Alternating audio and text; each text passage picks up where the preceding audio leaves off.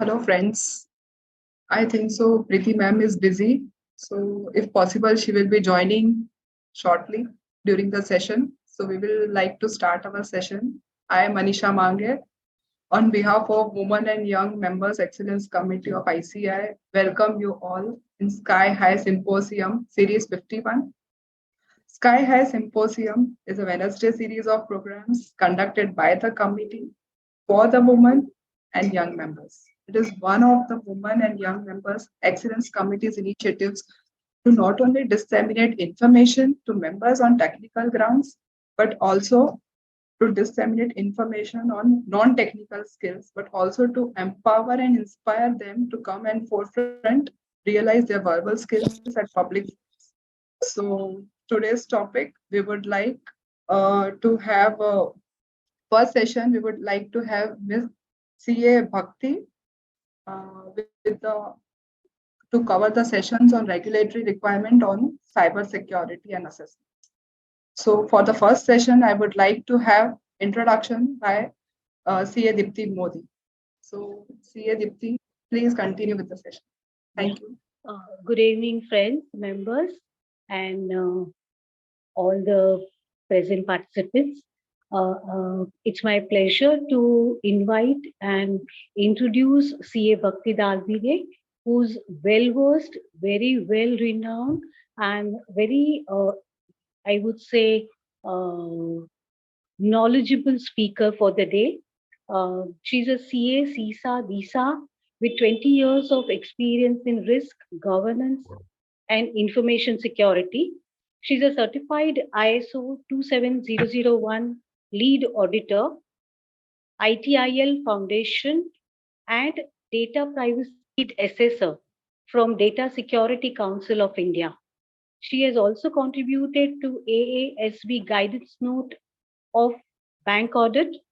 She has past industry experience and has held senior positions in BFSI domain like ICICI Bank, SBI Life Insurance, Tata Motors Finance Limited, and she was Chief Information Security Officer of Universal Sompo General Insurance.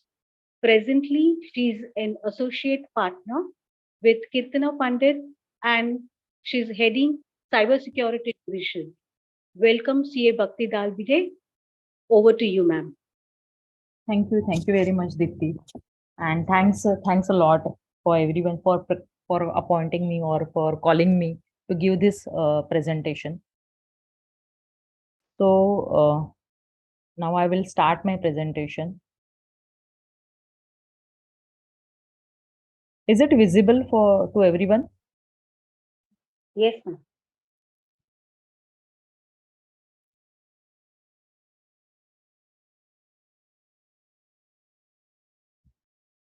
So good evening, everyone. Thank you very much of Sky High Symposium. This is very interesting program, and once I know about this program, so I decided that I will definitely contribute in this program, and through which actually I will be able to connect a lot of people in my CA fraternity. Because otherwise, normally I deal with most of the times in technology people. So this is a very good opportunity to connect with you all.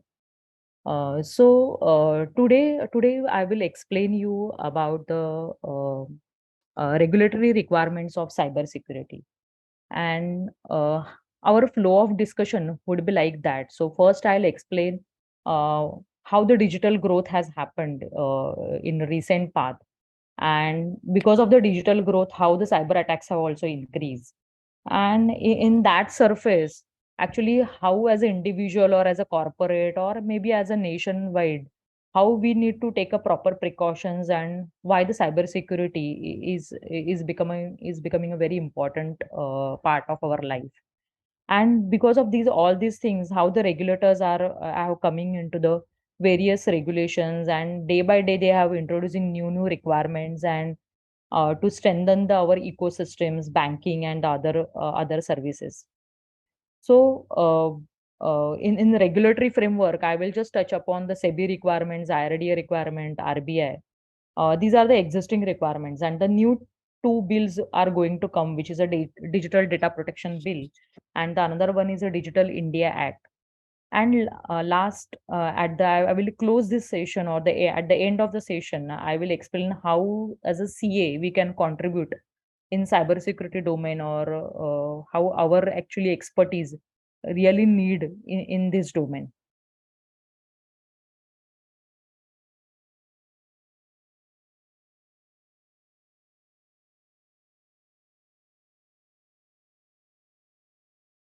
So, first I'll explain the digital growth. As you see that government has taken a lot of initiatives in digitizing India, like a Digital India, Make in India projects, or maybe a Skill India projects, or the smart cities.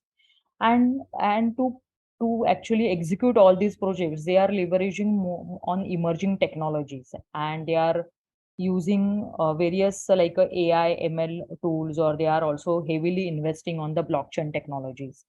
And because of that, to increase the efficiencies, and to increase the reach out of the using the technologies, uh, they are actually spreading the data, or they are actually uh, heavily dependent on the technology. So because of that, the attack surface has also increases. The second part, government has also launched the Ayushman Bharat project, which is basically they are digitizing all the citizens health data.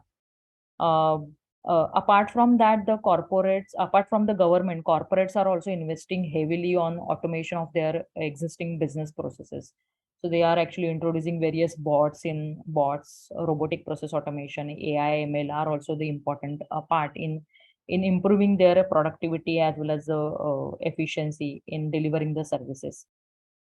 And this is how the digitization has resulted into the multifold increase of sensitive information. So a lot of information is generated, and a lot of information is stored online. As you see that after the 4G and the 5Gs and the smartphones, you will also experience that you are also generating a lot of data in day-to-day life. Like whenever you are visiting any places, you just click the photo, you upload the photo on a Facebook or Instagram, or you are ordering the things on the online, or whenever you want to write something, you write a blog. So you, as an individual also, you are downloading various app, health app, or maybe any other apps you are downloading from the Play Store. So as an individual also, you are generating a lot of data, and as a whole, the India is generating a lot of data, and it is storing online, as well as it is storing online. So it is increasing the attack surface, or it is increasing the cyber security risk. So cyber attacks, so if you have seen that there are a lot of attacks, or the attack has rampantly increasing day by day. So after the COVID-19, the uh, cyber attacks have increased manifold. And the AIMS, as recently you are aware that the AIMS attack. So AIMS has faced a ransomware attack which corrupted all files of the main server, as well as the DR server, backup server.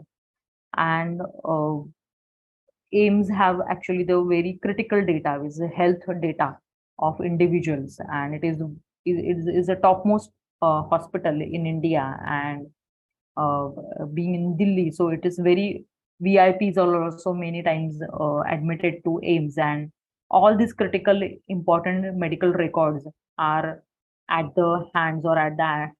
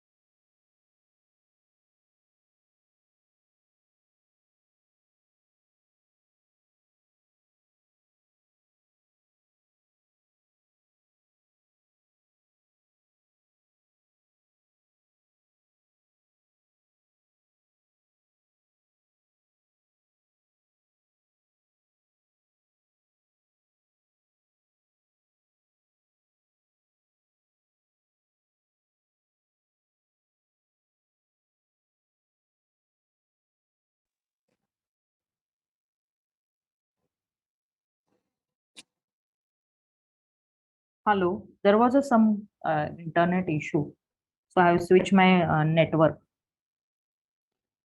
So now I think it will be visible.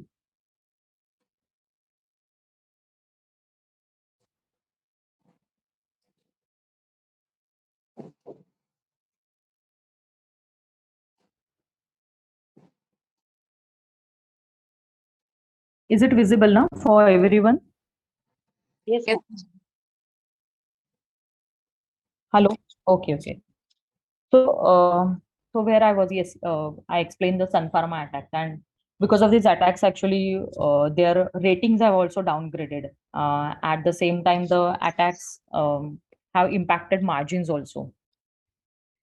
Third important area where the actually Insurance Information Bureau, which is the IIB, they collect lot of personal data because they are collecting the data from the insurance companies, and insurance companies are collecting the very personal data like health records or maybe financial history or maybe a PAN and Aadhaar card. So these data they collected, and all these data they are submitted to the IIBs.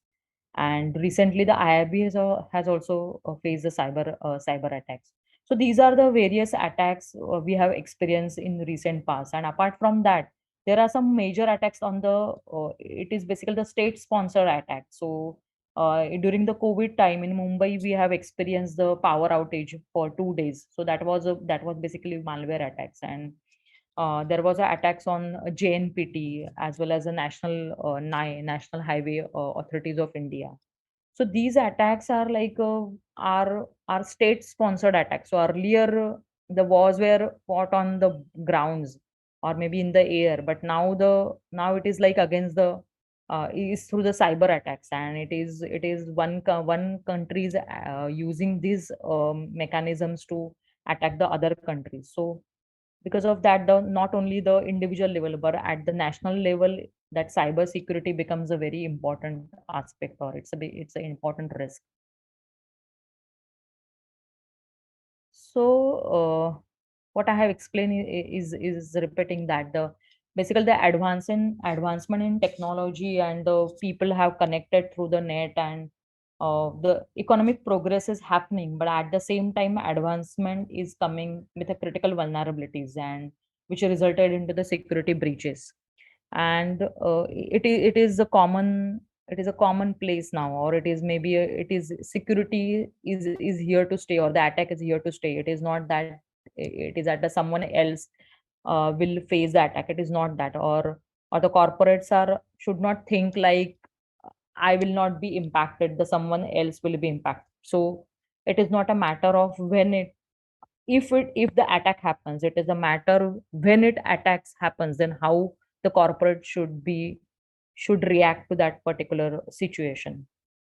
So day by day how we are relying on a data, and the data size is increasing, so attacks will also increase, but the important aspect is that how we will withstand with that attack, or how our protection mechanism is strong to face that attack. So that is the important aspect we have to consider.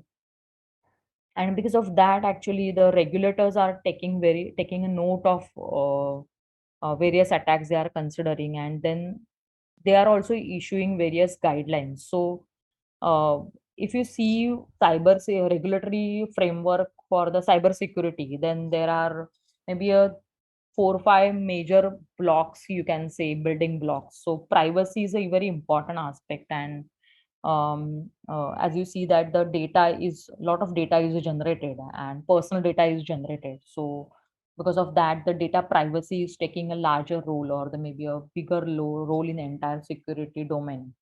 And because of that, actually the digital data protection is very important for us. And the second is that the BFSI is the dominant player, because digital payments have increased. They are collecting the PAN, Aadhaar card, or they are dealing with the financial transactions. And similarly, the IRDA or insurance companies or the SEBIs are also dealing with very important aspect. Insurance companies are collecting health records, and that is why these are the BFSI segment perpetrators like to attack on these domains. And and therefore these all regulations, the regulators have in issuing the guidelines on day by day and increasing the controls over the all that industries. And the third important aspect is that the vendors or the third party or the subcontractors, we can call it, because even if that bank or insurance companies are collecting data, or they are basically dealing with directly with the customers, but they are heavily dependent on IT companies or the IT enabled companies, or they are outsourcing some of the activities to vendors, and vendors are not basically facing the customers, but so they sometimes they actually absolve from the responsibility of securing the data. But the bank cannot absolve. A bank cannot simply say that I have outsourced the activities, and that is why actually that penalty should not be charged to me. So that is not the case, and that is why the regulators have also bringing the various ecosystem around the BFSI to under their purview, and they are also forcing them to bring the proper cyber security framework in their organizations. So these are the three areas where I feel that are the major areas of the cyber security regulations. So I'll just explain the requirement. I will not go into detail each regulations what it is, and at a later stage I will just explain what the gist of all these regulations and require basic controls are need to be implemented. So SEBI has introduced this cyber security and resilience framework to protect the integrity of a data in 2019, and this guideline is basically mapped to NIST framework. So NIST is a National Institute of Standards and Technology, where they design various standards for various industries, and similar way they are designed for the technology purpose also. So for the cyber security, they have designed some framework, and which is basically call it as a ID, basically the identification, protection, detection, respond, and recover. So how this mechanism or how this framework work is that first we have to identify the assets which are basically the information assets, or the assets which are well vulnerable to risk. That assets we have to identify, and then the corresponding risk to that asset that we have to identify. Then second part is that how we will protect that asset, or how we will protect the assets from the risk. So whatever controls we have, or whatever the controls should be implemented in the organization, that we will plot in that protect category. And detect is the another, that if something goes wrong or something has happened, then our mechanism or our controls are strong enough to detect that incident, or to detect the any deviations in process. So that control should be there, so, and that will come in that detect. And if anything happened, like any incident happened or the cyber attacks happened, then how we will respond to that particular incident, that is very important aspect, and that will come in a respond. And then once it is done, then how we will recover from that incident. So entire control mechanism, or the what are the controls to be implemented in the organizations, that they have bifurcated into these five categories. And this is word across world, mostly people are using this framework as identify, protect, detect, respond, and recover. So the SEBI has also issues a guideline which is mapped with that NIST framework. They are also mapped with that some of the principles which is prescribed by the National Critical Information Infrastructure and Protection Center, which is a which is called as short form, call it as a NCI IPC. So the government has identified some critical infrastructure from the national security point of view, and for that critical infrastructure, we have to give a certain kind of stringent or the added security measures we have to implement. And SEBI has identified the stock exchanges or the depositories or the registration authorities. These are the critical infrastructure from the national security point of view. And that is why the controls which is mentioned in that NCI IPC guideline, that has to be implemented to the exchanges. They also suggested to adopt the best practices, which is ISO 27001 or 27002, and FOBIT 5 is for the IT purpose, IT security controls purpose. So they also recommended that apart from that, if there are points are missing or if any additional things are there, so you just map these controls. These are the international certifications, and if you map, then it is considered as a yes, you have taken a reasonable security measures in your organizations, and that is why they are recommending to go for the for these international certifications. So if you see from the scope perspective, or if you see from our how as a CA we can actually use this, the if you see there are a lot of scope. There are this particular guideline is applicable to mutual funds, asset management companies, then trustees, Association of Mutual Fund in India, and stock exchanges and KYC registration agents. So there are many companies are coming under this. So lot of scope is available in this area, where actually audit is also one of the area. But apart from the audit, consulting is also the important aspects to set up the governance framework of cyber security. There we can play a role in cyber domain. So this is a SEBI requirement. Then I'll go with the IRDA. So IRDA, as an insurance company, if you see, uh, they have they are actually they have all data, like personal data, property data, then health data. Their insurance company also issuing the insurance, cyber insurance also, right? So whenever they are issuing the cyber insurance policy, they are collecting the various controls available at their client places, and that is recorded at that is available in their database. So insurance is favorite industry, or you can say is attackers are like to or love to attack the insurance companies, and because they get lot of data at a one place only. So from that angle, and actually the insurance industry or the companies have also experienced attacks. Like you have recently know that the Policy Bazaar have also faced the attacks, and the IIB, which I say, or the other regulators also have faced this attacks, and that is why the IRD has issued cybersecurity guideline for all the insurance companies, which are basically the life insurance companies, general insurance company, health insurance. There are, and then the reinsurance also will come into play.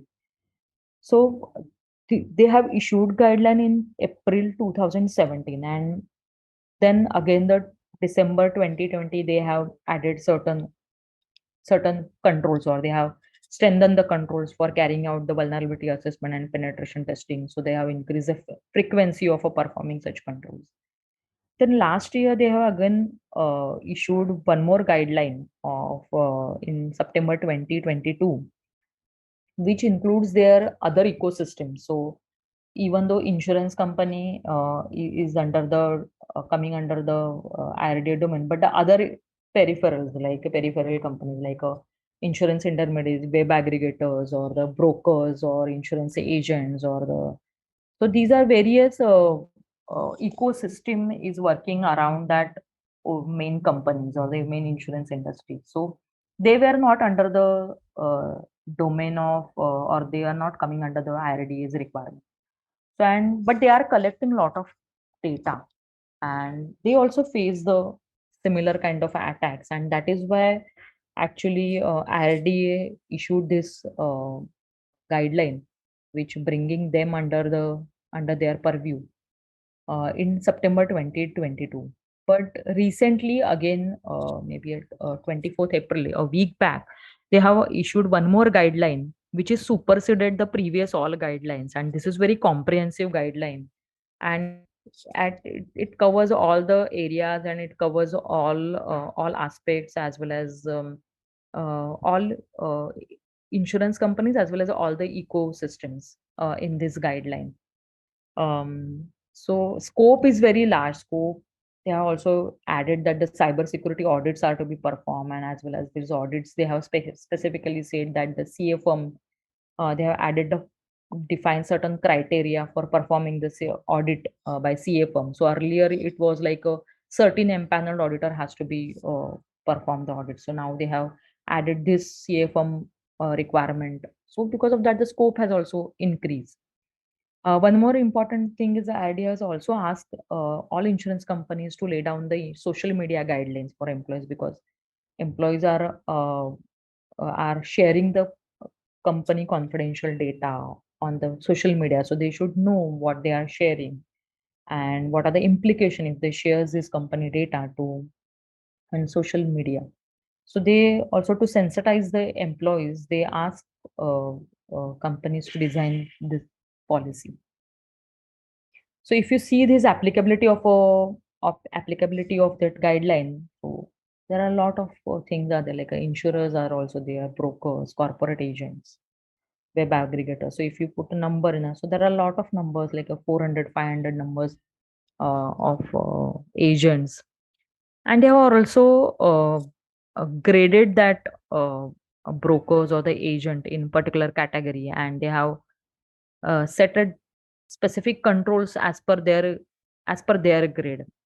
But the thing is that the basic control should be there at their location or at their premises. And uh, this is in this basic hygiene thing, there is no exception. So they have to follow certain things. So the scope, because of this guideline, scope has increased manifold. Right? Okay. Then last but not this, I'll go this Reserve Bank of India. So RBI issued long back this particular guideline, like information. So its name is also very large. Information security, electronic banking technology, and technology management and cyber fraud. So based on the Gopal Krishna committee recommendation, they have designed certain controls, and this is very exhaustive guideline. But whatever they are suggesting or they are saying, so that controls are not. It is not that they are saying it is a mandatory control. So they said that these controls are recommendatory, or you can fine tune with these controls with your individual bank requirement. And because of that, it is possible that the banks are not implementing the controls in a true sense, and they are just going ahead with whatever the basic controls are there. But what happens in 2016? The State Bank of India has actually faced the cyber attack, and uh, almost 6 lakhs customer data were breached. And then later on, State Bank of India has put the proper mechanism and implement proper controls. And it was not that they did not have, but they faced the attack, actually the attack. So after that, the need actually started felt to, yes, we need to have something robust framework for Recording cybersecurity for all stopped. banks. Okay. So What after happened, Recording in this, sir? progress. hello. Yes, ma'am. You please continue. Yeah. Okay, okay. So after this attack, the need was felt, and because of that, actually, this cybersecurity framework for all scheduled banks or all the commercial banks have introduced. And whatever the controls mentioned in that, that is all the mandatory controls, and bank has to implement all these controls. The similar case happened with cooperative banks, because cooperative banks were not getting covered in the earlier guidelines, which is in 2016.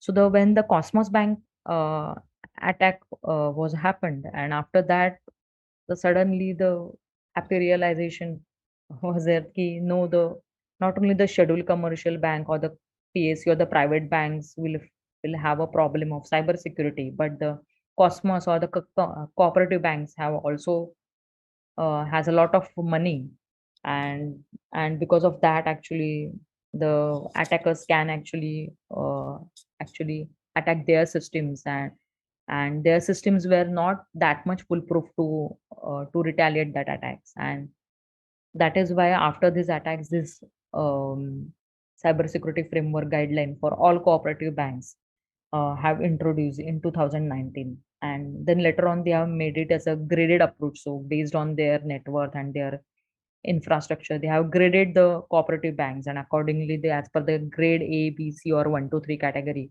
the relevant controls will be are applicable to them. So the next thing is that the ATM service, because as I mentioned before, that even though banks are doing or banking, or but now the banks are not really, because they are totally dependent on the technology, and it is like a technology companies are running the bank. So uh, that's ATM service provider. So the many banks many banks do not have their own ATM setup or own ATM switch. So they are generally outsource that activity or the outsource ATM monitoring to vendors. And there are vendors, the players who are dominant player in the ATM, who actually run the ATMs for all the most of the major banks. But they are not under the purview of RBI, and they are running the ATM machines on out of support version. Like they are running the machines on the Windows 7, Windows XP or Windows 7, which was out of support operating system. And because of that, actually various vulnerabilities have come up, and that ATM machines have prone to the cyber attacks.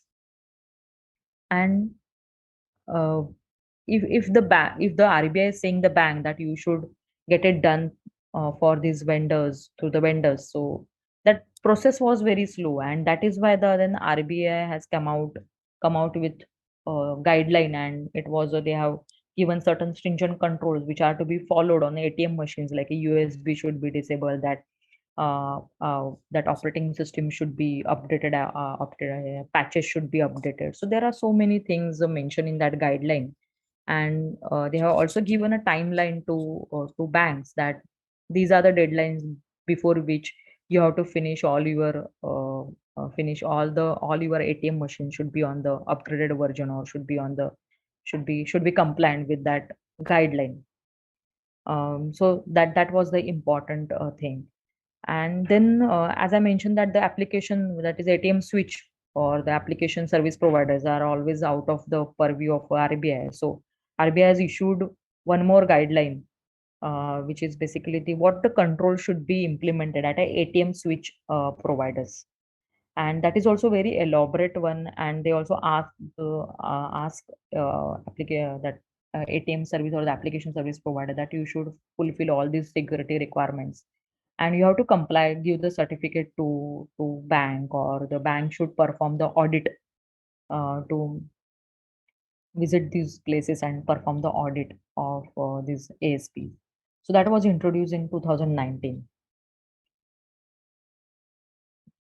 And later on, recently, RBI has also issued this digital payment security controls, because as you know that the digital payments have increased, or the digital volume has increased, and we have started not only relying only on the internet banking and the mobile banking, you're using the other like a mobile UPIs, and other modes of communication have also increased. So uh, what facilities is increasing, or the benefits providing way of services to the customers is has increases, or the has added new ways of providing services, but the same time the controls were not there. So RBI has come out recently with this digital payment security controls, and given a very technical controls in that, how you should configure the password should be there, or maybe how that encryption should be there, or what strength of the encryption should be there, then the what are the how the data should be exchanged, what the control should be there while exchanging the data. So there is a detailed and elaborate guideline for digital payment security, as well as for the how the internet banking, what the control should be there, then the mobile banking. There was a one guideline on internet banking and mobile banking, but this is more technical side, and it's very specific controls the RBI has suggested. Then on 10th of April, they have also issued one more guideline on outsourcing of information technology, because in earlier definition, that IT part was not there in a entire outsourcing framework of RBI. So they have specifically issued this guideline for the outsourcing of information technology services. And as I mentioned also, that even though the bank is running, but the technology company is running the entire banking environment or the entire banking system, because uh, the real in true sense earlier how that banking was happens, it's not happened in this year, this time. And that is why uh, I mentioned the bank is running the technology company. So whatever control should be there at their level, at that company level, or if they are outsourcing that activity to the technology companies, how the control mechanism should be there, so that all these things have mentioned in this guideline. Then last is that the NBFC. So NBFC in 2017 they have issued a similar guideline for the non-banking financial companies, and similar framework is also become a mandatory for them. So what I'll say, even though there are various frameworks are there, like SEBI has said something, or the RBI has said, or IRD has issued something, but if you read all guidelines or all frameworks, there are certain basic principles or there are certain basic controls you will see in all the guidelines. So there are no new things are there. So if you read or study properly the one aspect or the one regulations, then you can easily correlate or you can easily connect with other regulations. So what are those? So that is why in previous slide I have not explained what the controls are there. So by across all the regulations, these are the basic controls the regulators are saying. So first they wanted that there should be some cyber security policy, or there should be some information security policy should be there, or there might be there like a cyber crisis management plan should be there, and that should be approved by the board. Then there should be one cybersecurity governance framework should be, like there should be some steering committee should be there. Then the regular steering committee should have a board members, or maybe the representation from all departments, like someone from the HR department, CFO, or maybe from the operational side, IT side, some all. So it should be a representation from all the departments should form one committee, because the cyber security is not the responsibility of only a CISO or only a IT department. It is a responsibility of a board, or it is a responsibility of a management, senior management. So everyone should be a part of that, and the management buy or management commitment should be there. And that is why that governance framework is very important. So they should be aware what is happening in the cybersecurity division or the information security team. And that is why this governance framework is important. And the all regulations are suggesting or they're recommending that the framework should be there, or the regular committee should be there. Then the regular reporting should be there to that committee. Third aspect is that the risk management should be there. So whatever the IT risk or the cyber risk is there in the organization, so there should be some policy of risk management, and the actual risk assessment has to be performed for all the information assets, and whatever the high, medium, low rating of that risk. So the high risk rating should be reported to the higher management, and action should be taken on that. Then the third is that the access control is very important aspect, as various privileged accesses are given to vendors or given to employees. And then so how the controls are, how they are accessing the system, whether they're accessing through the VPN, or they are directly accessing, whether there any privilege access management solution is there, or how the passwords are configured, whether if they are accessing through the remotely. So these important aspects are covered in that access control domain. Then patch management is also very important aspect, as I said, Microsoft or any OEMs have issued patches, and if that patches is not implemented on your systems, then system is open to attack or open to any cyber incident. So patch cycle or the patches on the endpoints or the laptop or desktops, as well as on the servers or the network devices, are very important to be implemented immediately. Then the whenever any asset is introduced or any server is introduced in the environment or a laptop is purchased, so that entire thing has to be hardened. So it's that proper configuration should be enabled, or that certain things are services have to be disabled. So these things we should come in in in server handling, hardening and configuration, secure configuration. Then the robust change management. So whatever changes are you are doing to the server or maybe in an application level or maybe database level. So in order to avoid any unauthorized changes in the system, so that robust change management system should be there.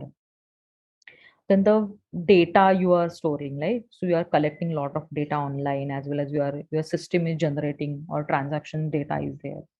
So how your data is, whenever your data is in rest, so it should be encrypted. When it is a traveling, that in transit, that time also it should be protected, or it should be encrypted. And whenever it is processing, that time also that data should not be accessible to anyone.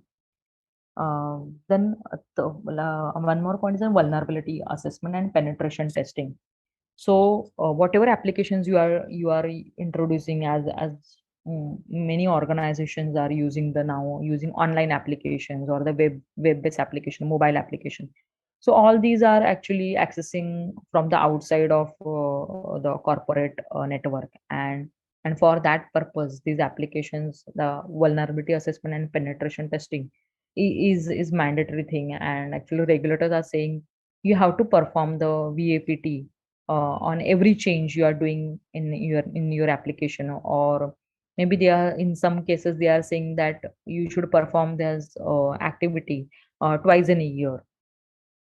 So this they increasing this frequency also of performing, and whatever gaps or the whatever the vulnerabilities you have identified, you have to close it immediately.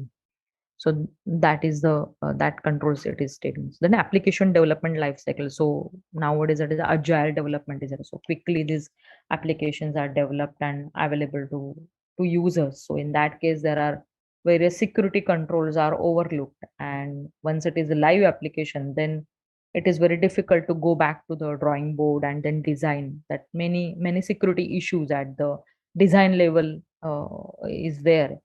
And that is why whenever you are started developing any applications or you are procuring any applications, that time the bank or the core organization should see that whether that application is a security compliant or not. They should perform the AppSec, application security testing, before purchasing this application. And then they say that these are the things you first fix it. So these controls they normally describe in the application development lifecycle and the entire change process, how that change process is happening. And the last is that the backup and disaster recovery. So any data is a loss. So the best or the simple solution for the ransomware attack is that you should have a backup of data. If someone has uh, encrypt or the freeze your data, then if you have another data, then you can restore that data. You can restore the data from tape, and you can start your operations. So backup and disaster recovery are important thing. And then last thing is that the incident management. If something has happened, or if any major attacks has happened, then how the organization will react, whether the organization is mentally prepared, or all stakeholders are aware of what is their duty in managing or handling the incident. So in that case, they will not be fumble. They will not be panic how to handle the situation. So they for that the incident management process and then the tabletop exercise are to be performed on regular basis. So they should be aware when it is when that certain incidents happens. They are well prepared. They are mentally prepared that how they should address this issue. So that is why incident management should be there. So these controls are, if you see any regulations or any frameworks, NIST framework or maybe ISO 27000 framework. So these are the basic controls they normally suggested, and these will appear in all regulations. So if you understand that is properly, then you can actually understand all these regulations and the frameworks. Yes. And then whatever I have explained that is available in this. So the digital data protection. So this bill is actually a new bill, and uh, as you know, the Aadhaar, basically the long back the Aadhaar government has introduced the biometric identity of citizens, and they are collected the biometric data of citizens. And uh, there was a concerns where security concerns were raised against the protection of a data, and certain researchers or the attackers have said that we have access to data, biometric data of citizens of India. And after that, there the questions were raised ki how this government is collecting the data, but whether they have a proper mechanism to protect that data, and if they don't have, then they should not collect this data. And this is how this entire data protection things have started. And then they raised these issues to the Supreme Court. And then this is a famous case of a case Puttaswamy versus Union of India, where the landmark judgment were given that the privacy of data or the privacy of individual is a fundamental right of Indian citizens, and government should give a proper protection of privacy of individuals. So that was really the, as I said, this is a landmark judgment, but that judgment needs a implementation, so that there should be some robust legal frameworks needs to be there to support that judgment or to implement that judgment, that right to privacy principle or the fundamental, it is a fundamental right. So there should be a mechanism to implement that framework. So that is why then the protection of personal data bill have were introduced in 2019, but later on it is withdrawn. There are a lot of consultations where happens, there are a lot of things that happen, but now it is withdrawn, and then again it has introduced to the digital personal data protection bill 2023. So it was available for public consultation during November and December, and now it will come anytime in maybe in a monsoon session or maybe later on. But this is going to come, and once it is come, then there are a lot of opportunities for us also to give a consulting. So this digital data protection is not whatever the controls or the principles mentioned in that bill is not only the technical controls or the which we cannot understand. So there are certain areas where process level controls are there, so where we can actually contribute, we understand the data, how the data is important, if the data is a breach, then how we can actually how the financial impact would be. So as a CA, we understand that, and there we can contribute a lot. And wherever we require, we can take a help of a technical persons to implement certain controls. But the major, because it is an act, we understand act, and and that is why I feel that we can make a lot of contribution in this bill in case of once it comes, then the implementation support or the consulting, where there are various things are there. The later on it will come as a data protection audit also will come. There is a lot of a scope in this area, so one should start thinking over it for giving the services in this. Then digital India act. So this act is basically is replacing the 23-year-old information and technology act. So how it happens, like over the period of time, there are a lot of technological changes have happened, and new technologies have come, like AI and the ML, or maybe a blockchain technology, or 4G technology, smartphones. But that act is not equipped, or act is not equipped to handle certain kind of the new challenges.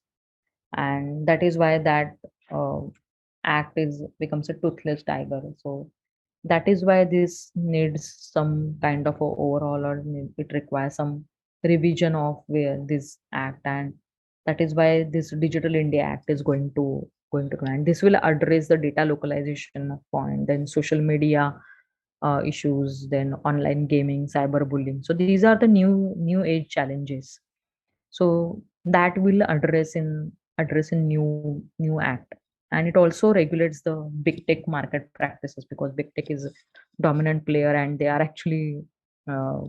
are actually setting the practice, and we simply have to follow whatever they are saying. So there are certain restrictions will also put in their activities also. So this bill is also very important for us also.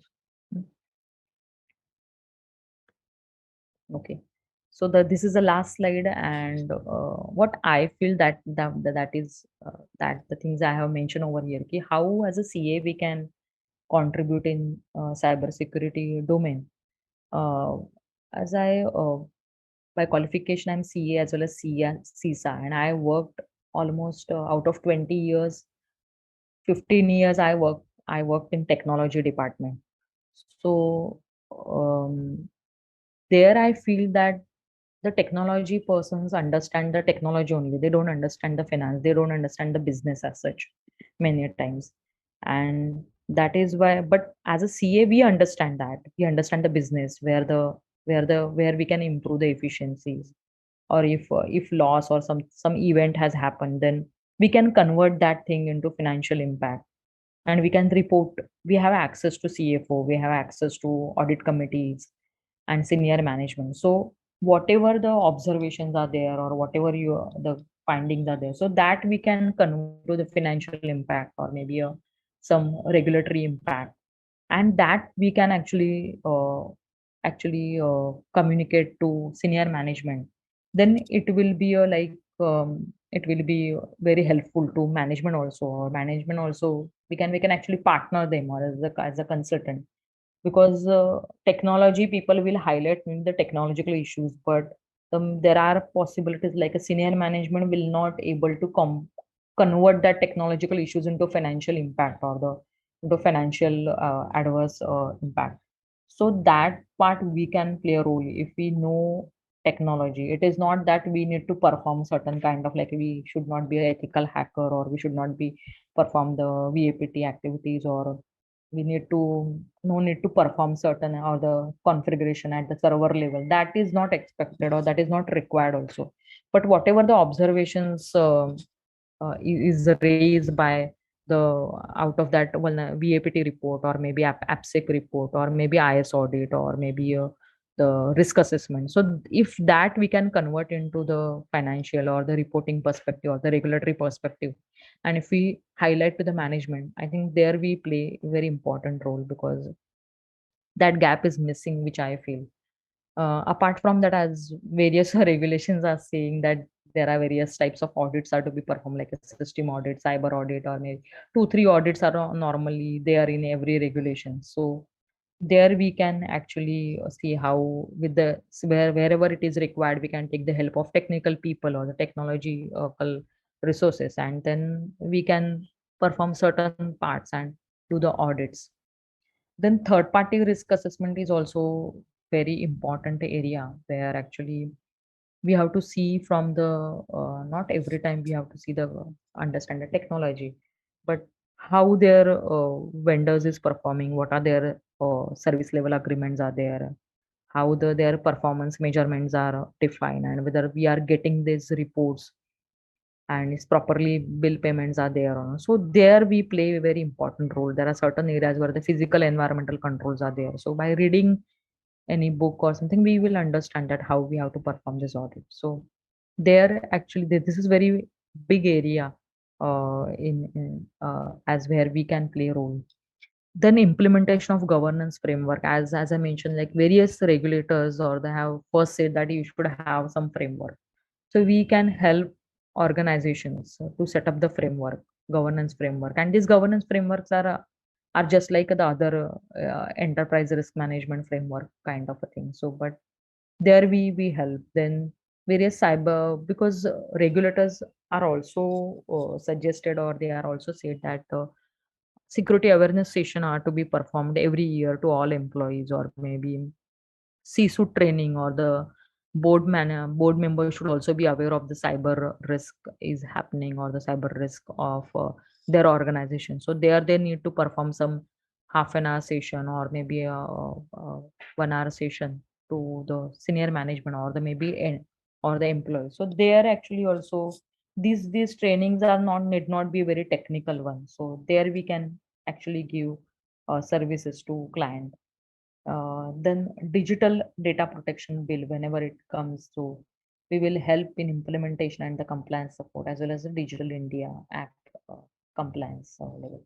So there, I feel actually we have a lot of scope in as a CA, because one thing which I have actually experienced that the technology person or maybe the operational persons, they are normally in a mode of a facilitating. So the technology should be available to users, or how we should make them available. So they are more from the facility, providing facility to users. And our mindset is different. Our mindset is how we can protect or how we can control. So that mindset is already there in our entire curriculum whenever we were doing the audits during the articleship, or apart from that also. So that logic we can apply over here, and we can actually perform well. That is what I feel. And that is the last slide from my side. So I'm just closing this. And thank you very much for patient hearing. And you can, this is my contact number as well as the email address. So wherever anyone feels or anyone wants to make a career in cybersecurity or in this area, so I would be happy to talk to these people. So I'll just stop sharing my. So any questions are there, so I would be happy to answer. Thank you so much, Bhakti ma'am. Yes, there are a few questions regarding that. Has RBI made it mandatory for the cooperative bank to get cybersecurity audit done? Hmm. Yes, yes, it is mandatory. Every year we have to perform audit. Okay. Does it require I am also CISA? doing. Sorry.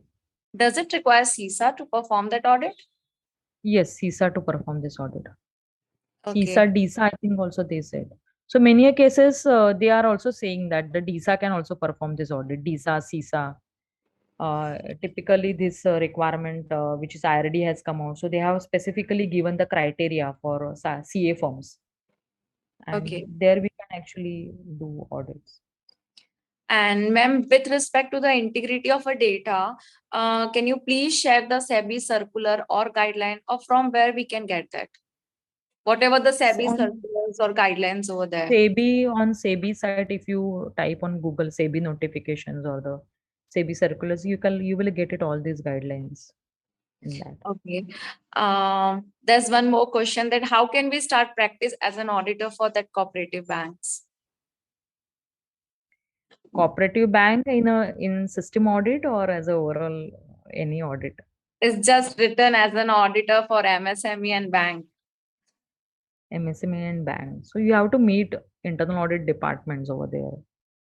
Okay. And you should have contact, you should demonstrate that you have certain that kind of qualification and that experience. And even if there is no experience, but you start somewhere, you have to start. So I Okay. think cooperative banks helps us, because when I started the practice, I did that only. And then later on, once that profile gets accumulated, generated, then other banks also started calling you. Okay. Um, The main thing is that you should be patient, and you should remain in this field for a certain period of time. Then only people will recognize you and will come to you. okay. There are so many questions that currently for a young CA, how can we get into this stream apart from the audit field?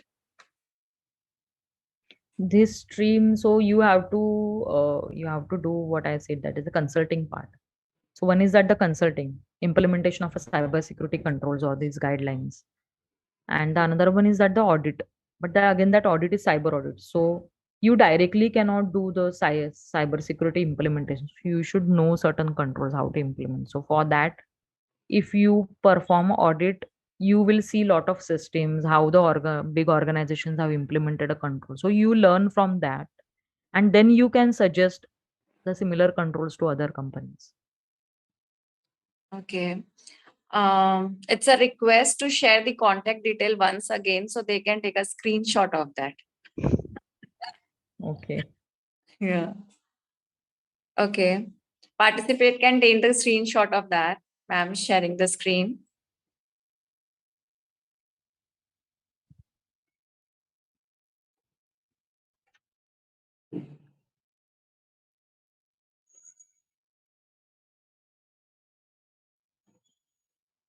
Okay. Just hold on.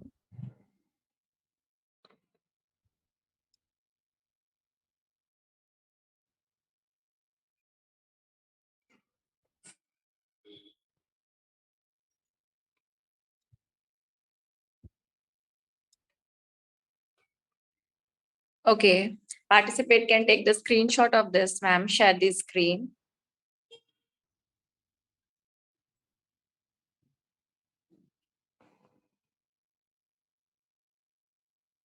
Okay. Ma'am, which Should I grade stop it? corporate? Yeah, done. Ma'am, which grade cooperative bank should be targeted for starting system audit? Rather than targeting system audit, you should first also see that whether you will be able to perform or not.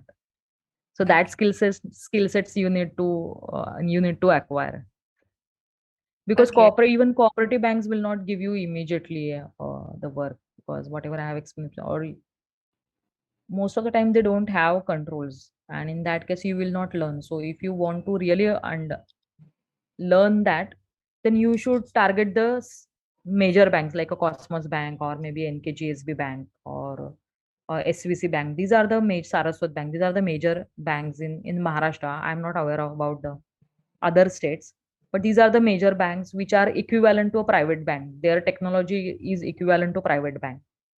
So when I started practice, I said that I want to get this audit. So, but over the period of time, I got this audit of that, and but initially you have to go and you have to meet, you have to take few assignments from then, and then once your empanelment is done, and then you start getting the other audits also. So maybe initially they start with a branch audit. So branch audit, maybe a IT audit of branch. That is what also they say. Yes. And then later on they give you the IS audit. Okay. There's another question that are all BFSI cyber audit driven by tenders? No, it is not like that. Only banks like a PSU banks, or these only are the through the tenders. But other BFS side, of if you see the insurance, mutual funds, or what you call it, even in a private banks, they are not driven through the RFPs or the tenders. You Okay. should go meet them. You should explain your capability, and then accordingly. Initially, they will start with small assignment. You should say that you just give me opportunity with small assignments. I will demonstrate my capability, and then the confidence built, and then over the period of time, they start relying on you, and they will start calling you. Okay.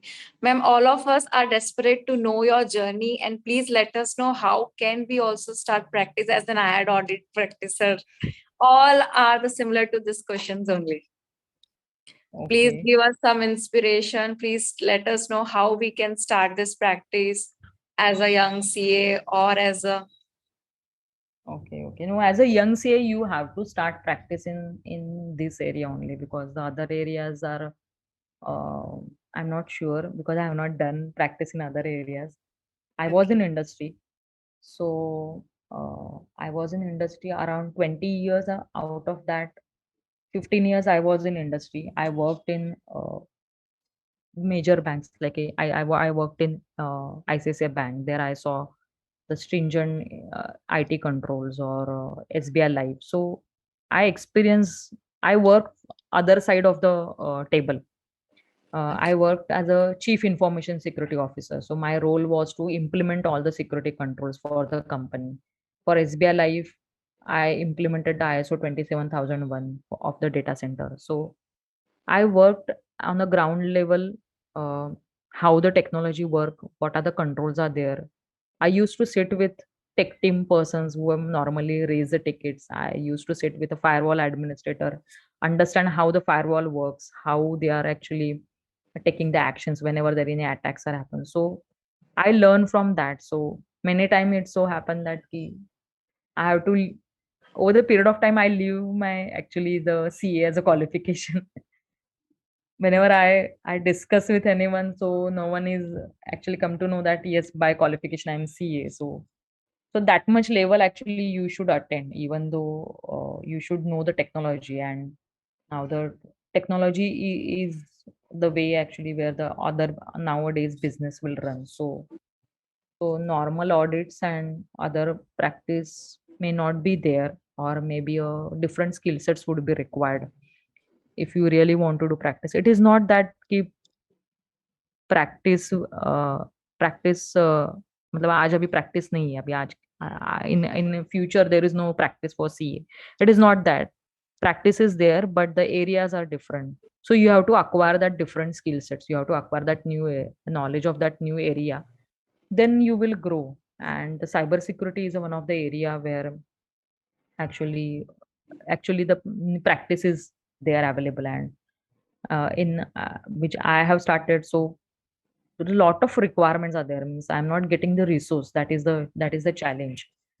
And even if you see on net or anyone, there is a lot of requirement for cyber security person and the cyber security audits. So requirement is there, but you have to learn certain things. You have to unlearn and then learn. So I have to unlearn my CA degree and then learn the technical things, and then I move on. I started liking this subject, and I then enter into this field in a big way. So but yes, that our CA genes that help us whenever you have a authority to say, because of the CA qualifications, that things is qualification gives you that authority whenever you are talking to anyone, or whenever you are suggesting controls. So that confidence which I feel that because of the qualification I got. But the apart from that, the technical knowledge and the whatever is happening nowadays, that you should keep on learning. uh, Normally every 2 years or 5 years I did some course or some certification which updates me. So that is how I learn, and then only I can survive. Otherwise, in cyber security field, I don't know whether what will happen in next 5 years or maybe next 10 years. So you have to learn, continuously learn. That is the only thing. So through that only you will get a success. But yes, this field is very interesting, and there is a lot of scope in this field. Uh, and it will go on, means it will increase over the period of time.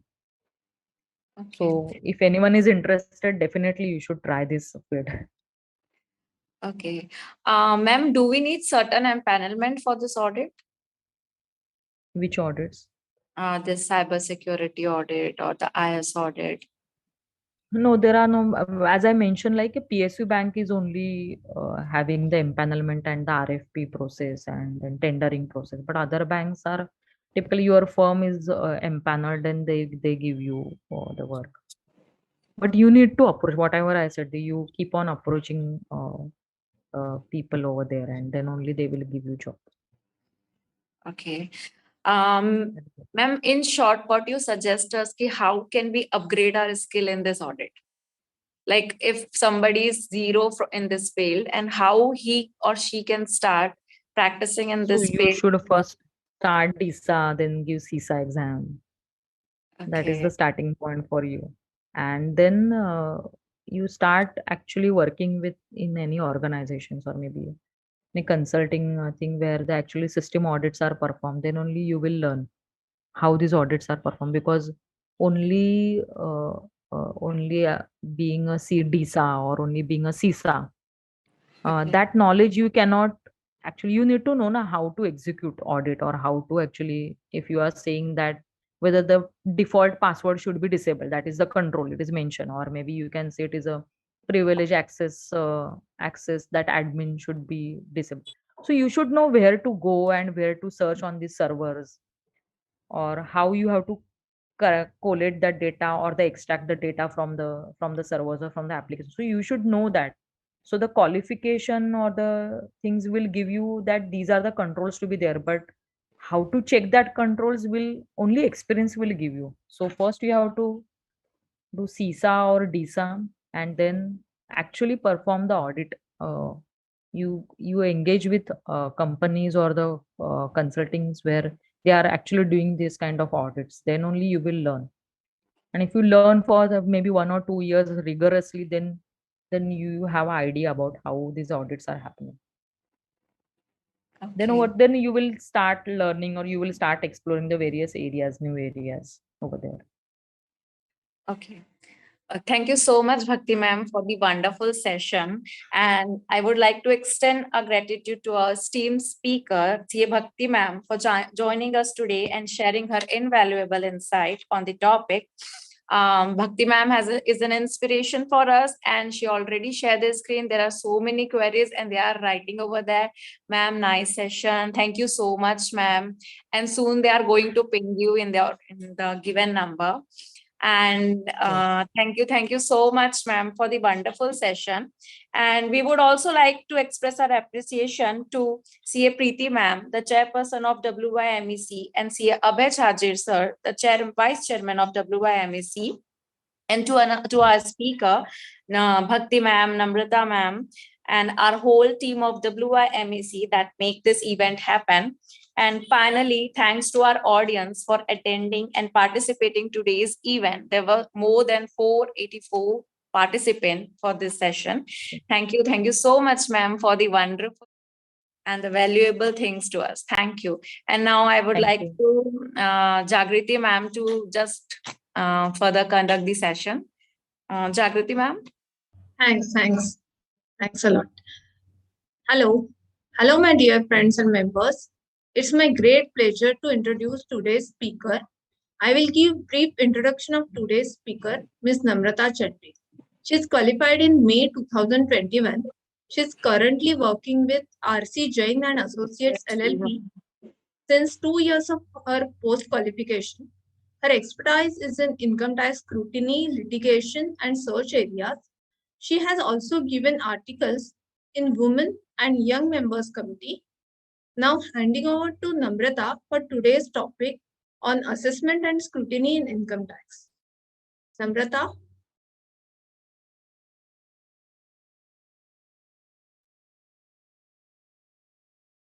Hello. Hello. Namrata? Yeah, ma'am. Am I audible? Yes. Yeah. Namrata, So, welcome yeah. for the today's topic. Thank you so much. Thank you so much for that warm welcome. Uh, so I just start my session currently now. I'll be sharing the screen for that PPT viewing. So should I start the session, ma'am? Yes, please start. Yeah. Okay. Thank you.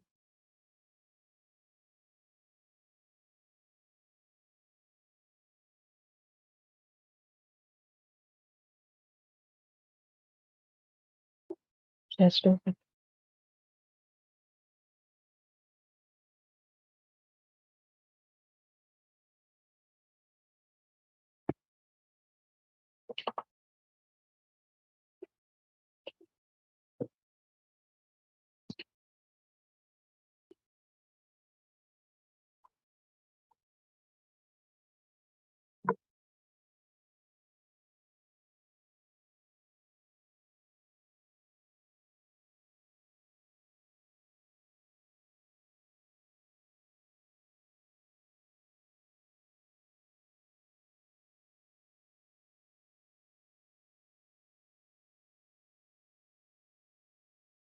You can hear me now. Yes. And is this screen is also visible, right? Okay. So good evening, one and all. I am hereby presenting you today's session of scrutiny and assessment and income tax. So basically, starting whenever an assessee files a return of income under Section 139(1), then the assessor's return of income is processed and an assessee receives intimation under Section 143(1) of Income Tax Act 1961. So, what is that? What is the intimation? Intimation whenever you file a return of income under Section 139(1), after the time limit, there is a time limit of 1 year. Uh, After 1 year, your return will be processed, and if there are any arithmetical errors, as we can refer in slide number 3, that if there are any arithmetical error or any incorrect claim has been made by the assessee or any disallowances have been made, then all those or deduction or disallowance of deductions. Let's take for example, an assessee who was subject to tax audit, and an assessee has correctly made disallowances under Form 3CD, which he or she had filed it. But similar disallowances effect was not given in the return of income, which was furnished under 139(1).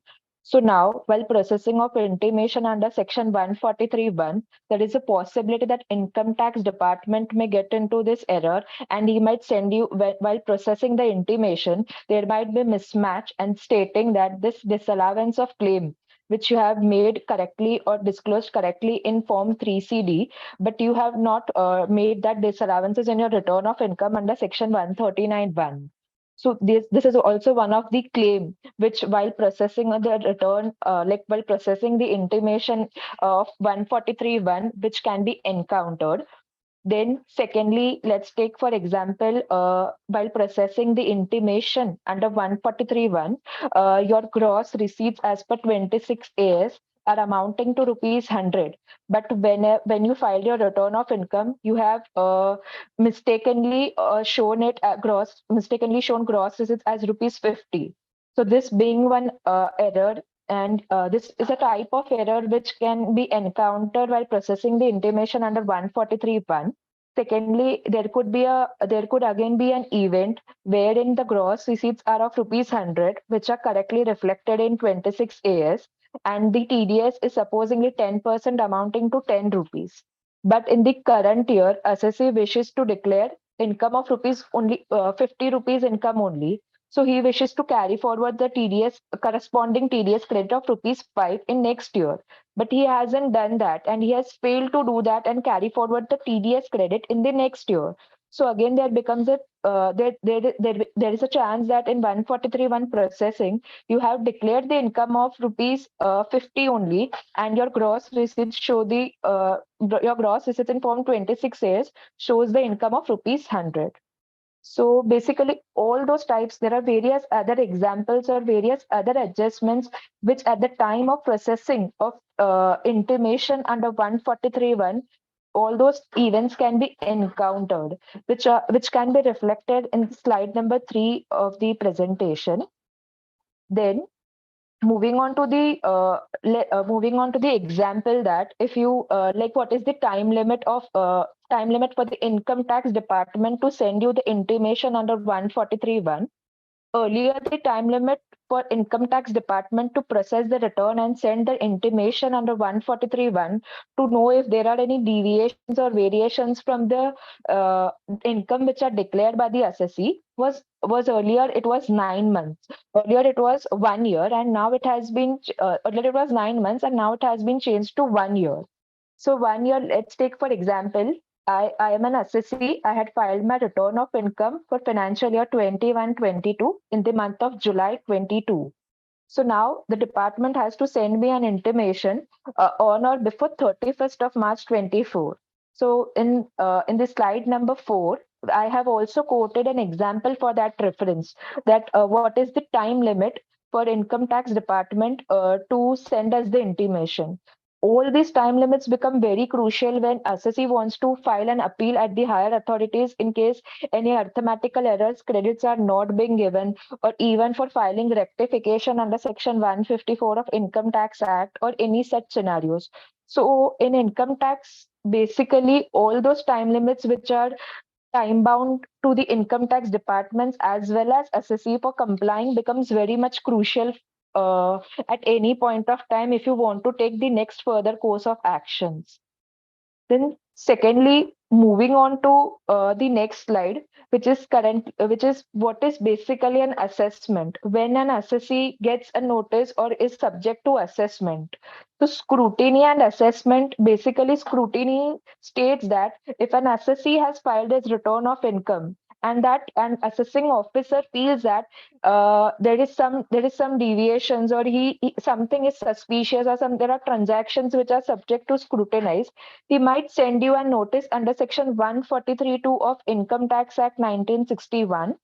So basically, the time limit for issuing notice under Section 143(2), which is referred in slide number 5, is basically 3 months from the end of the financial year in which return is filed.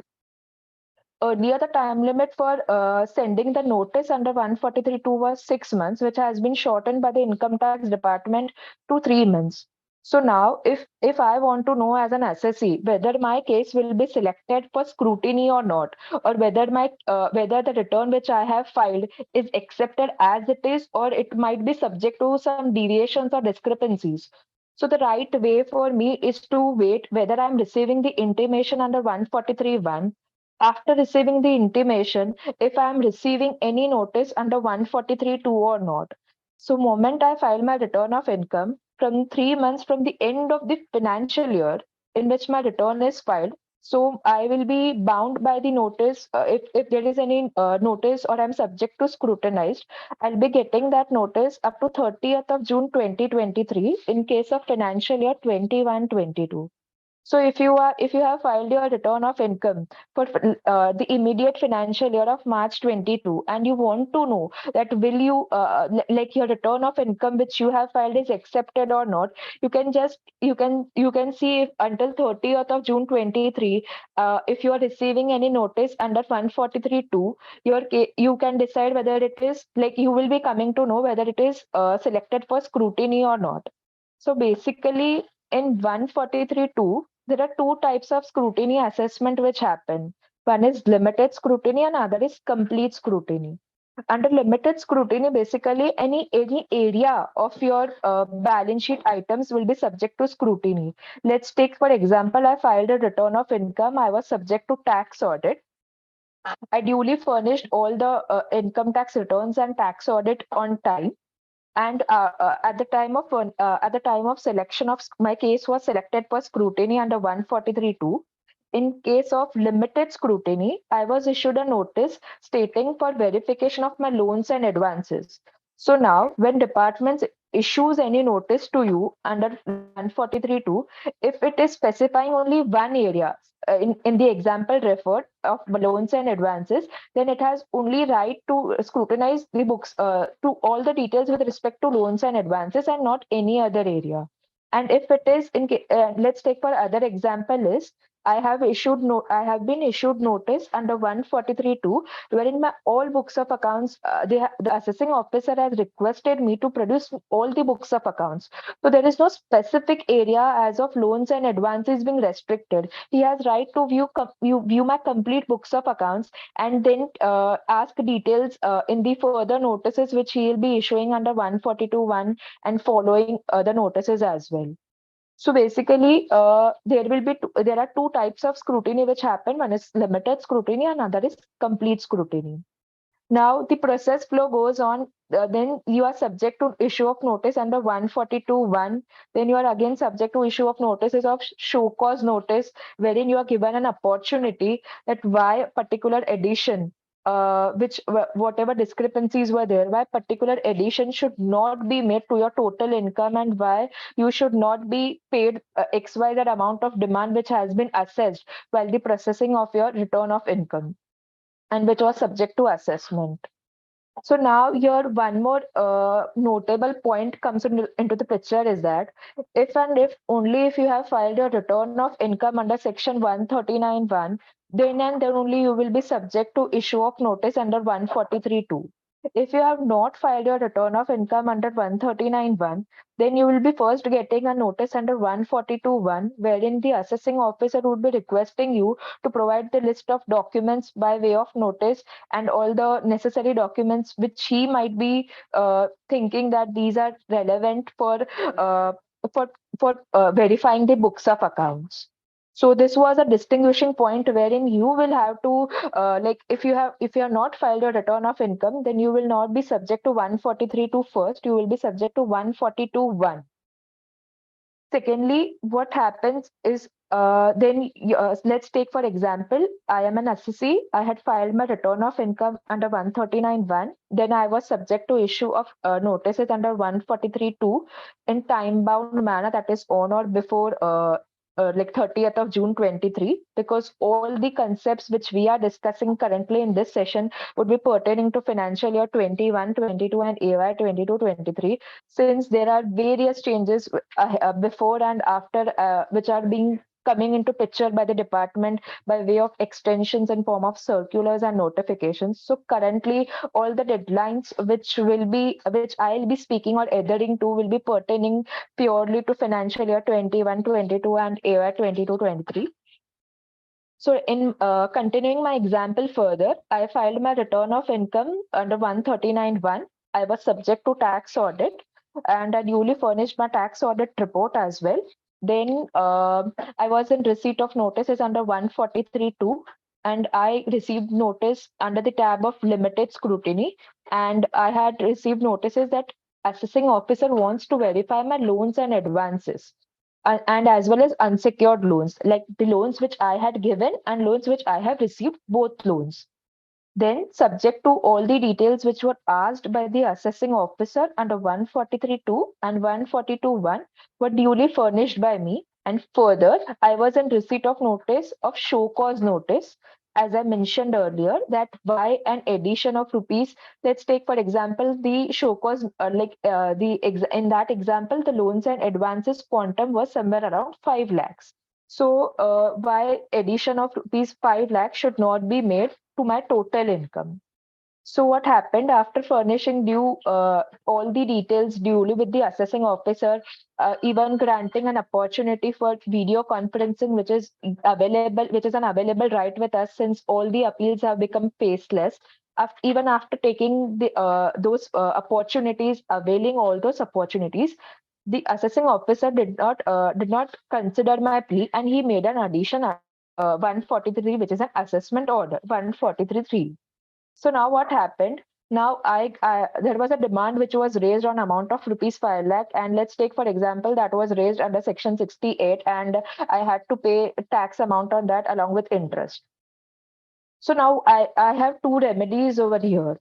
Now two remedies over here is either I can go to file CIT appeal, with which I have an option, which is the first appellate authority under Income Tax Act 1960, first appellate authority to whom you can approach for filing the appeal, which is Commissioner of Income Tax.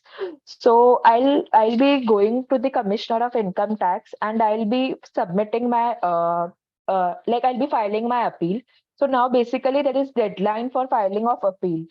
You have to depending upon your scenario, whenever let's take for example, I received assessment order on 30th of March 23, and that order was served to me, like that order was dated 30th of March, and that order was served to me via email on the same date. Let's take for example, it was served or it was received by me on 30th of March 23 only. So from 30th day of service basically means when you have received it, when the assessee has received that order. Generally, in this scenario, we have to take it. The date of mail, email is also considered, because it is considered that communication has been received by assessee, that this respective assessment order has been passed assessing that demand of XYZ amount. So from there onwards, you have 30 days to file an appeal to the Commissioner of Income Tax, which is again subject to some amount of fees depending upon your assessed income, whatever is your assessed income. So according to that, you will have to file an appeal online, which is to be furnished in Form 35, which Form 35, there is a Form 35, which is for appeal filing to Commissioner's appeal, along with grounds of appeal, like on what ground do you want to appeal to the appellate authority. That alongside you have to furnish statement of facts explaining your whole facts of the case. alongside you also have to attach the challan as well, like whatever payment you have made, like whatever is your assessed income, and there are different slabs for making the payment as per your assessed income. So giving all those proofs along with a copy of assessment order, notice of demand, and all those things, you will have to make an application, you will have to make an appeal under Form 35. Now, at this point of stage, you wish to furnish any additional evidence which you have missed out during the course of filing appeal. That is again an option as per Rule 46A of Income Tax Rules 1962, wherein you have an option if at any point of time you fail to furnish any fact, or you at that time when you were filing, like at the time of ongoing scrutiny proceedings, you weren't able to prove that or produce that evidence, you have an option at the time of filing Form 35 to produce any additional evidence which you have on record as per Rule 46A of Income Tax Rules 1962. So therein you can again furnish whatever additional evidences you have. And this is basically the first appellate authority to whom you address your appeals. Now, one more important thing here is which are the orders against which you can file CIT appeal. So in the slide number 8, I have mentioned what all orders are appealable. Like there are various orders against which you can file, what all types of orders against which you can file your CIT appeal to the first appellate authorities, which I have mentioned in my slide number 8 and 9 of the presentation. Then coming to one more point ahead, that there is a deadline for assessing officer to pass an assessment order under 143, which is currently, as I told, speaking respectively towards financial year 21-22. The deadline is 9 months from the end of relevant assessment year, that comes to 31st of December. So currently for financial year 21-22, your case will be scrutinized, and the assessing officer has a deadline to pass the assessment order. Assessment order is nothing but his final judgment of the outcome, like after verifying all the details which you have produced on record in duly or time bound manner. What is his view, like whether he is confirming your additions or he is deleting your additions. So it is a type of order wherein you come to know your basic stand about all the details. After submitting all the details, where are you landing up? So this is basically nothing but an assessment order. Assessment, after assessing your income, an assessment order is passed under 143, which are again subject to guidelines which have been changed various times, which can be referred in slide number 6 of the presentation, which currently for AY 22-122 onwards is 9 months from the end of relevant assessment year. Now, coming to slide number 7, which talks about section 154, that is rectification under Income Tax Act 1961. Now, what happens at times? Let's take an example to explain this. As I said earlier as well, that I filed my return of income under 139(1). Then my return of income, the return of income filed by me under 139(1), I had claimed a TDS credit, say for rupees 1,000 rupees. Total TDS credit was rupees 1,000, which was duly been reflected in my form 26AS, which I had I have already taken I had already verified before claiming in my return of income whether the due credits are reflecting in my form 26AS or not. Because if those credits are not reflecting in my form 26AS, department will not give me the claim of that TDS, which if it is not reflecting.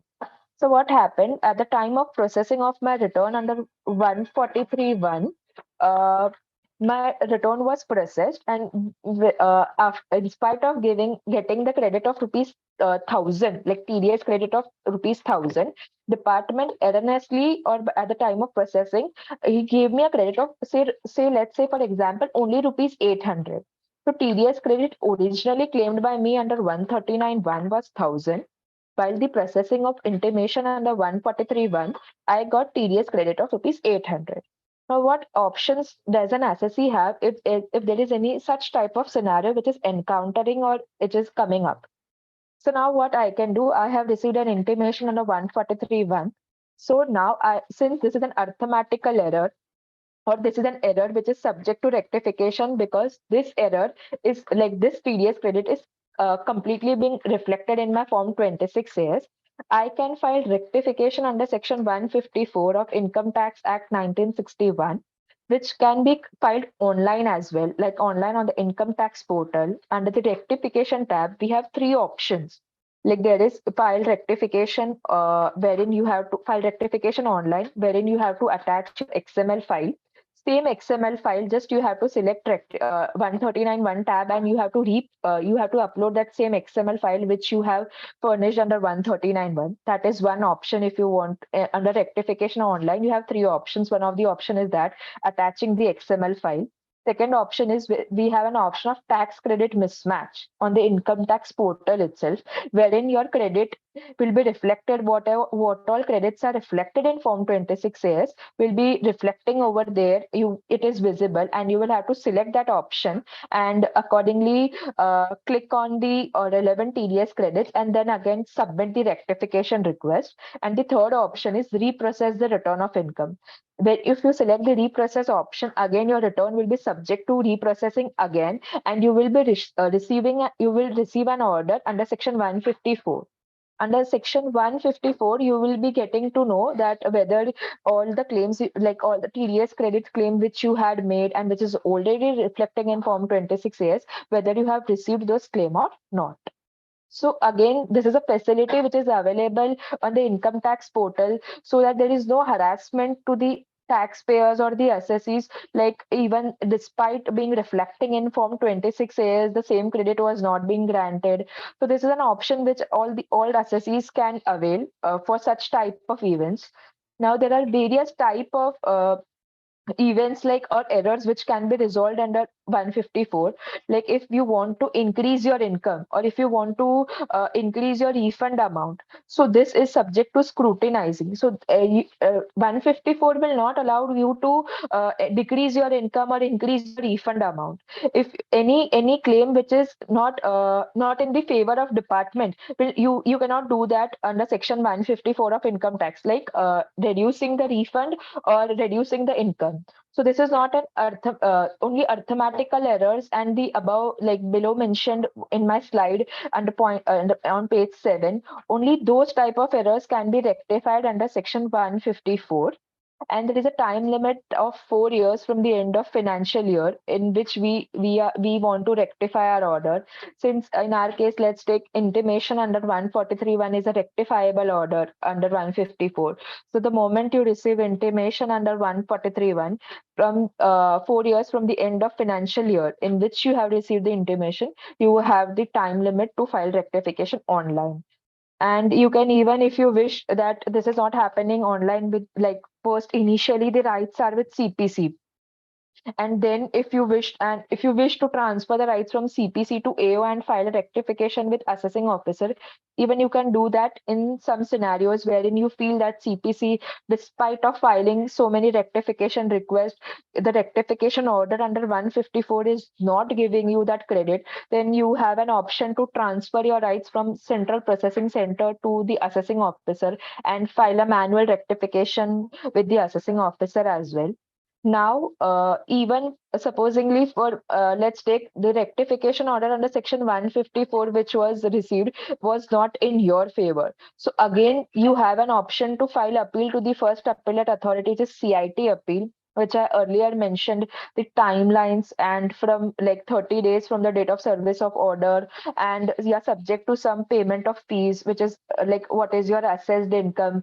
Accordingly, you will have to make the payment and follow the same steps like filing of Form 35 along with grounds of appeal, statement of facts, and if you wish to furnish any additional evidence as per Rule 46A, then even you can do that.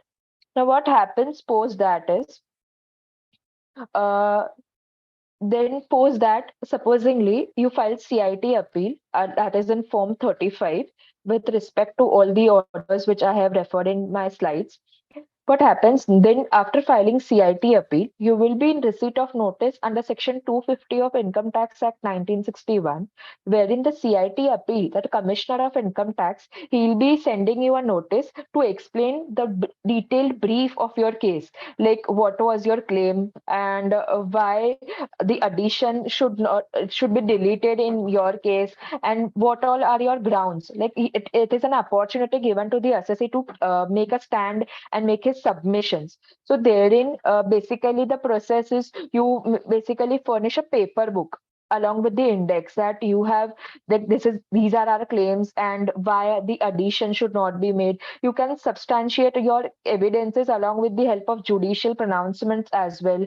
And if you wish to take the opportunity of video conferencing, then you can even take the opportunity of video conferencing, and you can explain, since now everything has become faceless. So after you can lodge a request on the income tax portal, seek for video conferencing, and you will be allotted one link for that, along with the timing and date, like on which date they have scheduled it. So on that respective particular date, you can convey to the assessing officer what all, like convey to the commissioner of income tax what all are your stands, and your all the complete details you can make him understand.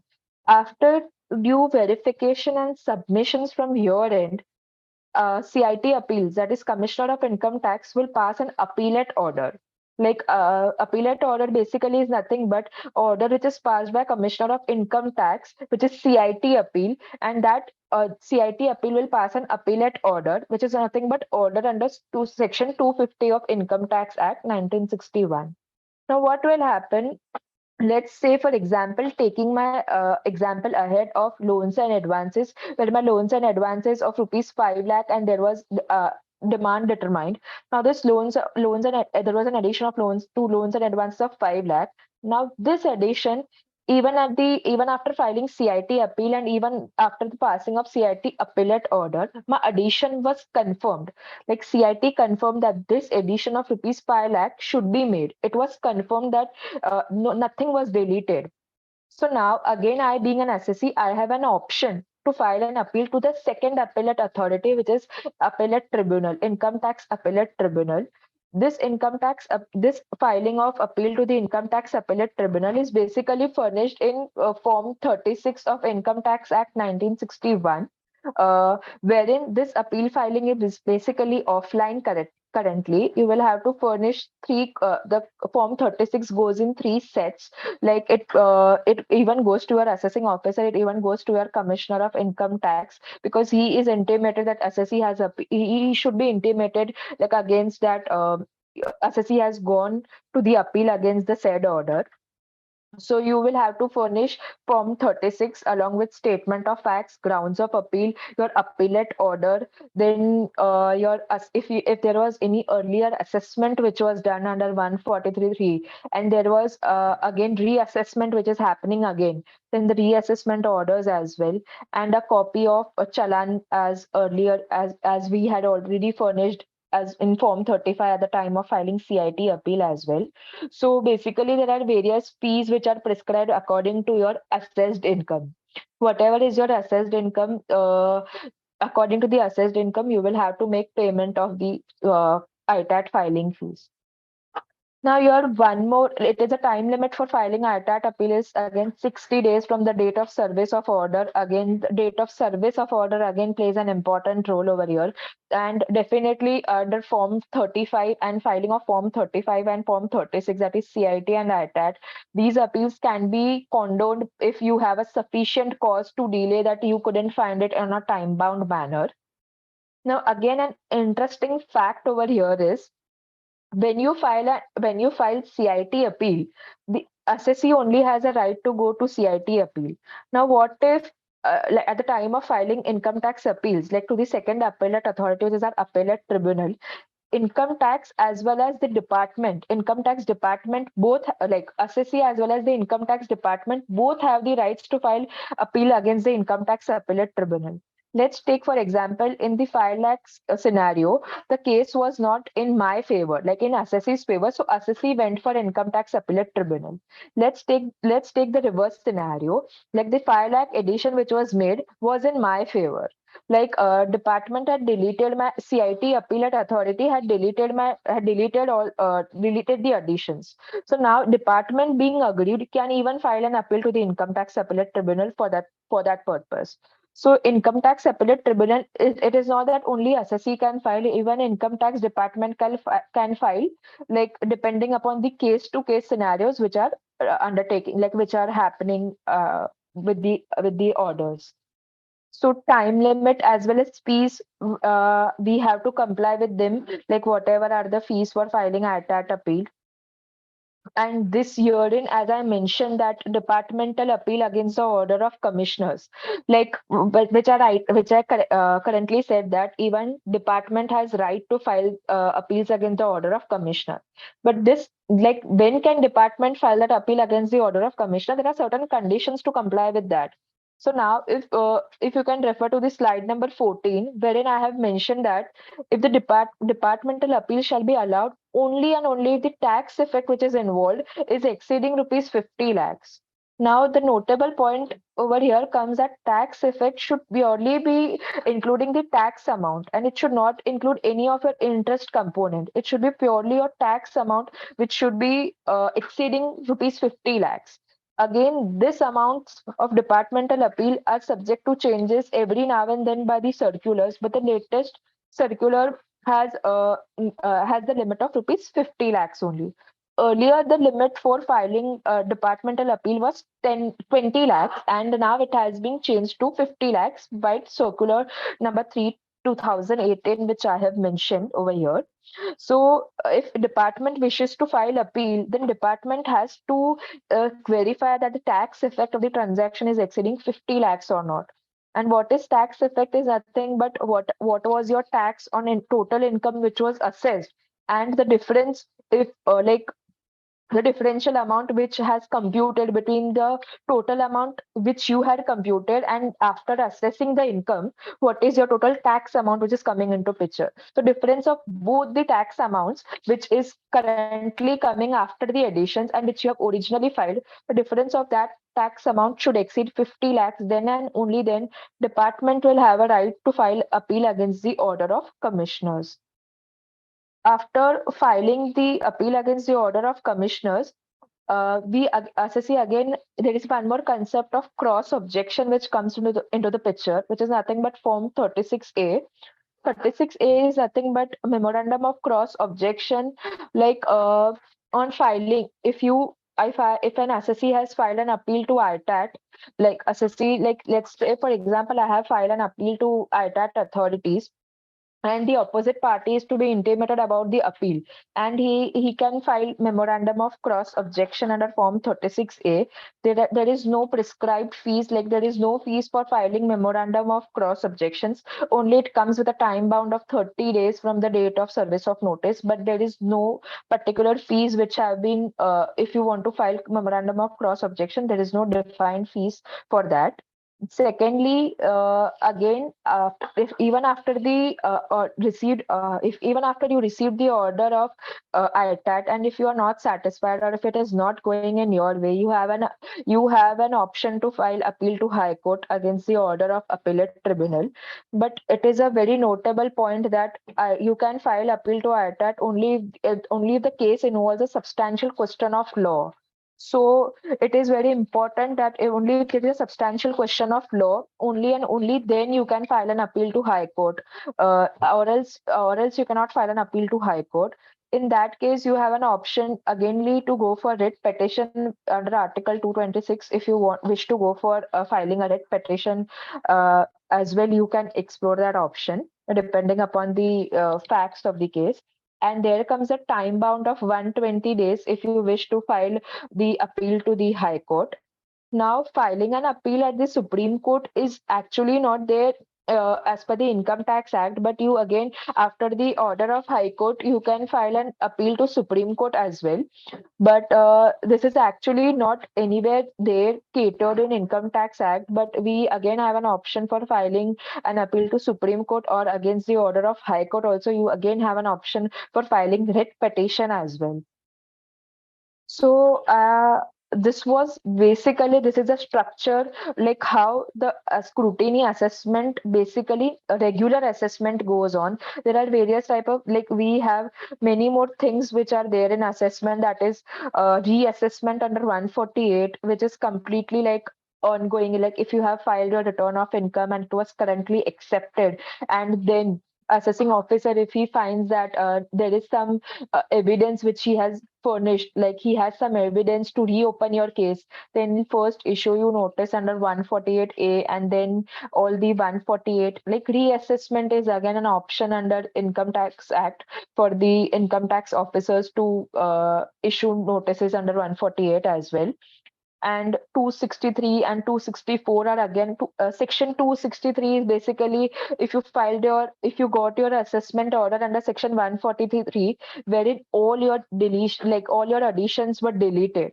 Now later on, department comes to realize that there is some that this he has wrongly deleted the additions, so he has an opportunity to uh, under revisionary powers to issue notice under section 263. And if at times, if I being an SSE, I had filed my return of income and I wish to file any revisionary claim on that thing, then I have an option to go and file application under, like make a revision under section 264 of Income Tax Act 1961. So what happens if I, being an SSA, if I go for 264, the order of 264 becomes my final order. And that order, whatever is given by the department, that order is again appealable directly at High Court, and you do not have any option to file a CIT appeal, that is Commissioner of Income Tax Appeals. The only reason being that the 264 order is passed by the same level of authority. So you cannot make an appeal to the same level of authority, and hence after 264 you can, sorry, after 264 you can directly file a writ petition and you cannot file ITAT. That becomes a final order. And in 263 you can go for ITAT against the order of 263, which if it is not in your favor, you can have an option of for filing ITAT. But if your 264 order is not in favor, you only have an option for filing writ petition, and you cannot file ITAT against 264 order. So coming to my second slide, wherein I have just summarized with respect to the financial year 21-22, what all are the, like what is the time limit for department to issue intimation under 143.1, what is the time limit for issuing notice under 143.2, which I told that it is 3 months from the end of the financial year in which return is filed. So let's take, for example, financial year 21-22. My return is being filed on 31st of July 2022. So my financial year end becomes March 23, and 3 months after that, the deadline comes to 30th of June 23 for passing. And notably, there is no time limit for issue of notice under section 142(1) of Income Tax Act 1961. Hence the deadline chart has not mentioned that, because there is no time bound for income tax department for issue of notice under 142(1). Then for passing order under 143, currently the deadline is 9 months from the end of assessment year, which comes to 31st December 23. Rectification, as I told you while presenting, that the deadline is 4 years from the end of financial year. So I have also mentioned one example for that purpose on the right hand side. And filing of CIT, ITAT and High Court appeals at 30, 60 and 120 days. And definitely, if you are unable to file it in the respective time, the same can be condoned if there is a sufficient cause, and if you can prove that sufficient cause with the help of evidences that this was the reason that you couldn't file your return of income on time. So here, this is how I would wish to conclude the session, and I would be liking to take if there are any queries which are upcoming.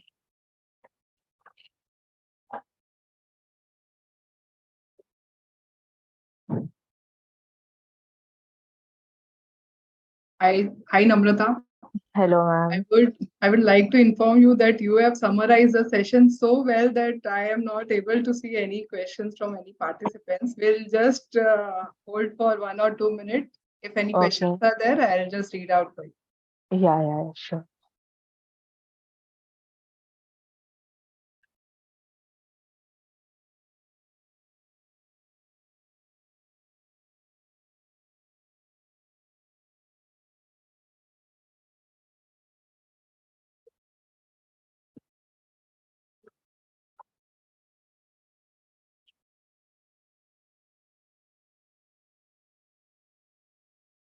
I think so. There are no questions. So Okay, we will conclude with this session. So thank you, okay. Namrata, for giving your valuable inputs, insights for so detailed provisions, explaining all the provisions while quoting the examples and facts of each and every provisions what you have explained to us. And there was a detailed slide which I could see of deadlines. So that was Mhm. very helpful for us. In case if you can present that slide once again, the participants can take a click of that. Uh, Deadlines, right? Yes. If I'll just do possible, that. please do it. Yeah, I'll do it. Yeah, I have done it. You can view it, right? Mm, once. You No, no, no. just a second. Yes, I'll just do that. You can view it now? yes, yes, yes. So participants, if at all you want this valuable information, then you can just save it, take a pic of this. Thank you, ma'am, for sharing it once again. It Yeah. was a wonderful session with all the good insights. So once again, I'll just check and revisit whether any questions are there. Give me a second. Yeah, sure.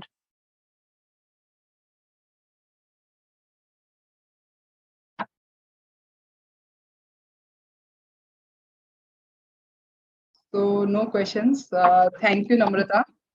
Thank you. Thank you so Thank much. you. Thank Yeah, you. thank you so much. Thank you, whole team of women and young members committee for the support and happening of this session. So thank you. We are at the end of the session. I would request our IT team to end the session. Thank you very much.